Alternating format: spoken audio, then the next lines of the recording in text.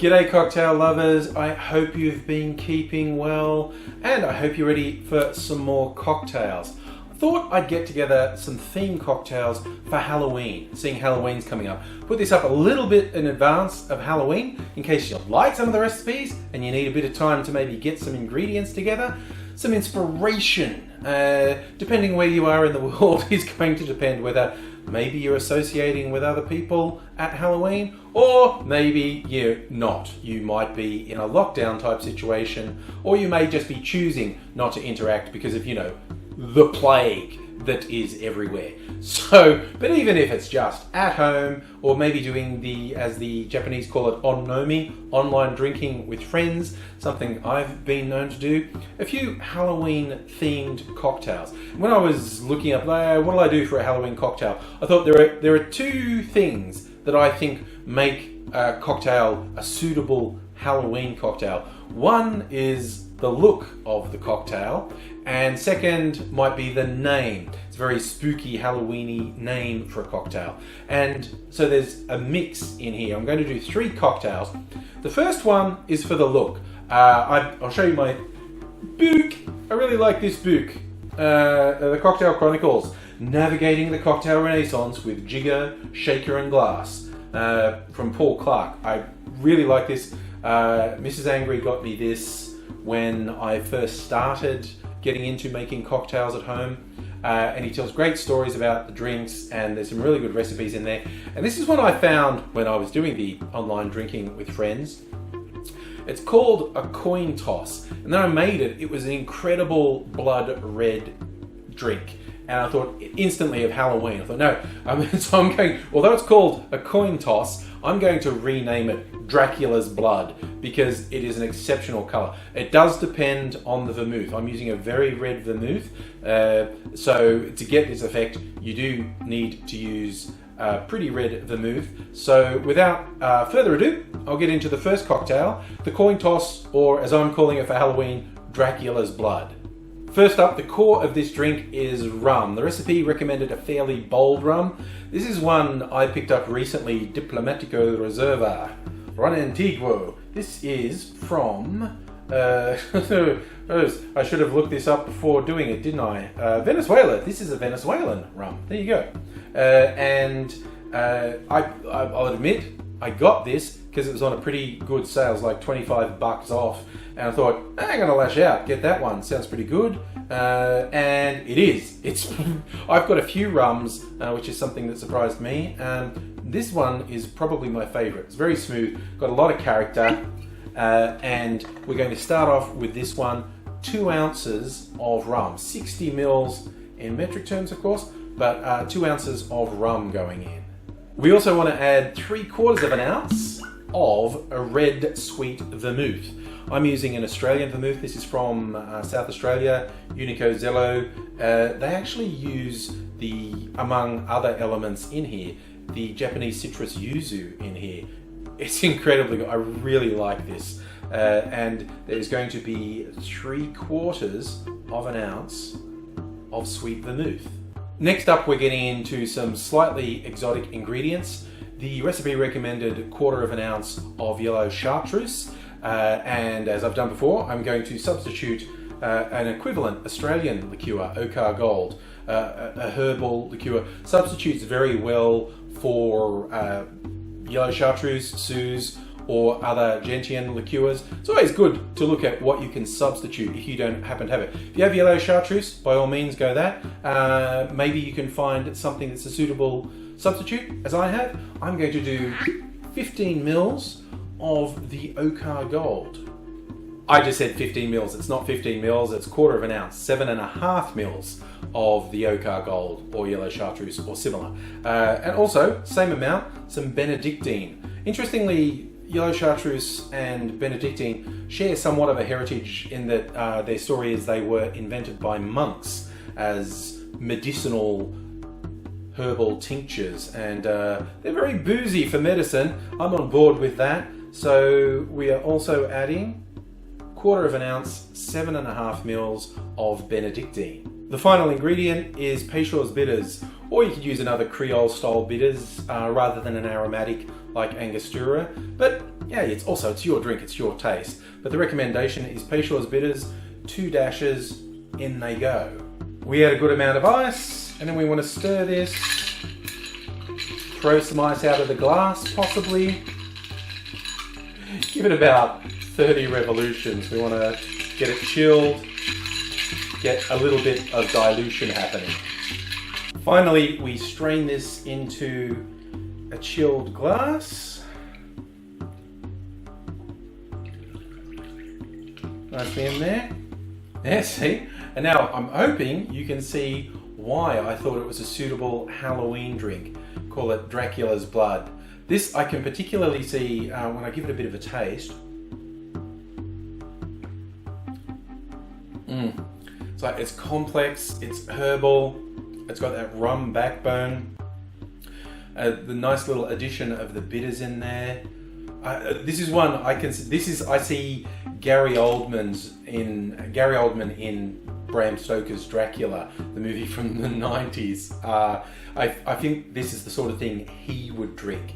For me, definitely suits a Halloween vibe.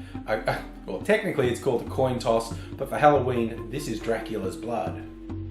That was a really boozy drink. Let's calm things down a little bit. Let's do a Corpse Reviver number 2. Yes, a notoriously subtle drink, the Corpse Reviver number 2. There are a lot of variations of Corpse Reviver being done over the years. This one has remained one of the most popular because I think it is the best balance of the ingredients. And most of the ingredients are equal parts, 3/4 of an ounce, with a few little additions at the end. But we'll get going now with Corpse Reviver number 2. First up, we have 3/4 of an ounce of gin. Hey, it's Halloween. Let's go all out. Let's make it a party. I'm going to use a Navy Strength, Brogan's Way, an Australian gin. This is 57% alcohol, as opposed to the normal 40-ish% you get with most gins. So use with caution. But I thought, yeah, why not? Let's go nuclear for Halloween. We will do 3/4 of an ounce of our gin. We also want 3/4 of an ounce of an orange liqueur. You can use one to your taste, whether that be triple sec, maybe Cointreau or Curacao. I'm using a locally made dry Curacao from Marionette. Same level as the other ingredients. 3/4 of an ounce of orange Curacao. We're also adding lemon juice to this, and same level as the other ingredients. 3/4 of an ounce, if you can, freshly squeezed lemon juice going in. There's just a couple of final touches to go now. We're going to do a bar spoon of sugar syrup. Just a tiny bit of sweetness will make a difference but won't overpower everything.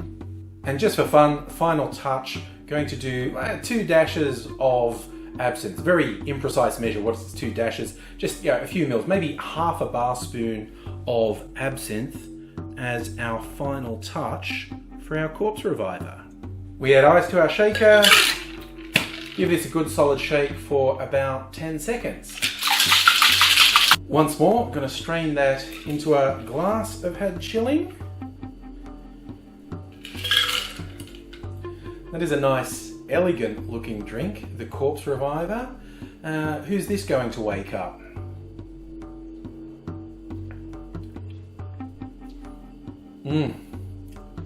That is actually a really good balance. The creator of the drink was renowned for having said, yes, if you need to pick you up in the morning after you've maybe had a big night, why not a Corpse Reviver?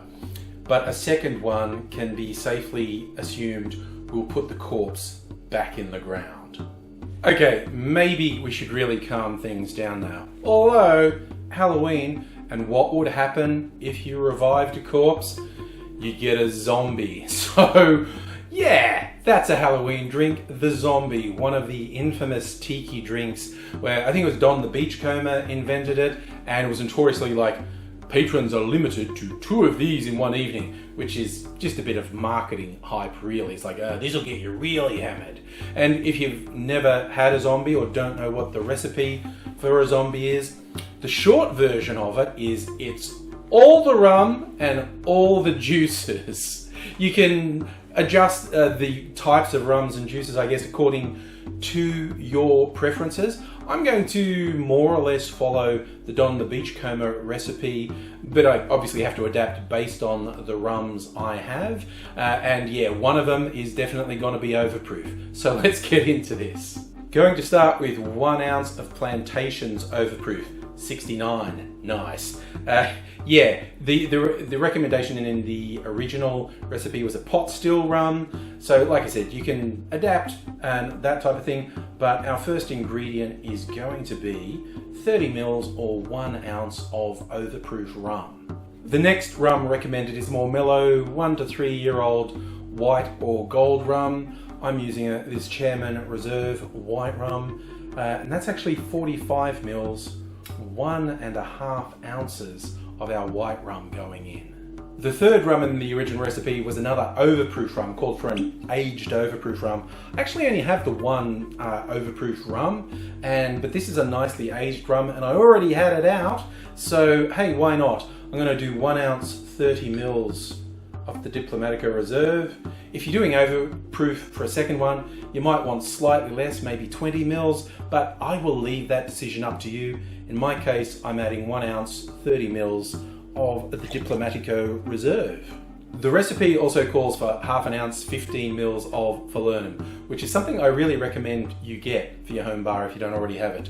This one, John D. Taylor's Velvet Falernum, proclaims itself to be the original falernum. It's not high alcohol, it's only about 11% alcohol. It's essentially a rum liqueur. It's very spicy and aromatic and adds some great flavors, so it's well worth having some of this on hand. I'll be adding now half an ounce, 15 mils of falernum. That is pretty much it for the booze elements for this drink. that's probably enough, but I'm just going to put just a cheeky dash, just a few mils of absinthe, just for fun, and so you feel a bit daring, just a dash of absinthe. Now for the juices, and there's a few of them. First up, we're going to have pineapple. Not that big a surprise for a tiki style drink. Putting in 1 ounce, 30 mils of pineapple juice. We're also adding some lime juice to put a bit of tartness in there. 2/3 of an ounce, at 20 mils of lime juice to go in. And we're also putting in a little pink grapefruit juice, just 10 mils, 1/3 of an ounce of pink grapefruit juice going in. The final touch is just a bar spoon or around 5 mils of grenadine. Look, if you've got it store-bought, that's okay, but it's really easy to make a really tasty grenadine at home. It's a pomegranate syrup. It's purely and simply 50% pomegranate juice, 50% sugar. You can warm it up on the stove to make it easier to dissolve the sugar, but if you make it yourself, and well, if you get a preservative-free pomegranate juice, you end up with a preservative-free grenadine. It does definitely taste better than the store-bought stuff, and it's a little bit of an accomplishment making it for yourself. So just 5 mils, 1 bar spoon of grenadine. Now, some people will blend this drink with ice, some will shake it with crushed ice or pour it over crushed ice. I'm going to shake it with a lot of ice. Good hard shake for 10 or 15 seconds. And then I'm going to do just a dirty dump into a tall glass. Now, like I said, doing the dirty dump, no need to filter it. That is a little bit of dangerous tropical delight in there. Let's see, is it going to make me be a zombie?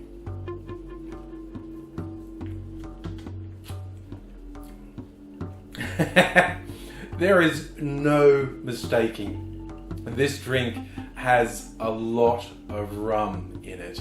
The fruit juices may be making a valiant effort to mask exactly how much booze is in here, but it's a slightly losing battle. But it's a great tasting drink. Like I said, and within that framework, I'm a big believer, don't be a slave to a recipe, but use it as guidelines. You could mix up the types of rums you put in, and you could put a bit of variation in the fruit juices you put in. Maybe you like guava, something like that. I think you should feel free to improvise on the palette that's already provided. But yeah, that would make for a pretty festive Halloween as far as I'm concerned. I hope you enjoyed that. I hope it's given you some inspiration for some Halloween drinks. And hey, if you're not already subscribed to the channel, it would be great if you did. Hit the little notification button so you get notifications when I do upload videos. Tell your friends, join in the conversation. What's your idea of a Halloween drink? Do you go by the name, like zombie, or do you think it has to be like perhaps a blood color, like the coin toss I made, or maybe a black drink? I've seen a few that people add activated charcoal to make the drink dark and mysterious. Maybe that's your vibe for Halloween. Whatever your vibe is, I hope you enjoy yourself. I hope you take care. Hope to see you again soon. I'll leave you for now. Cheers.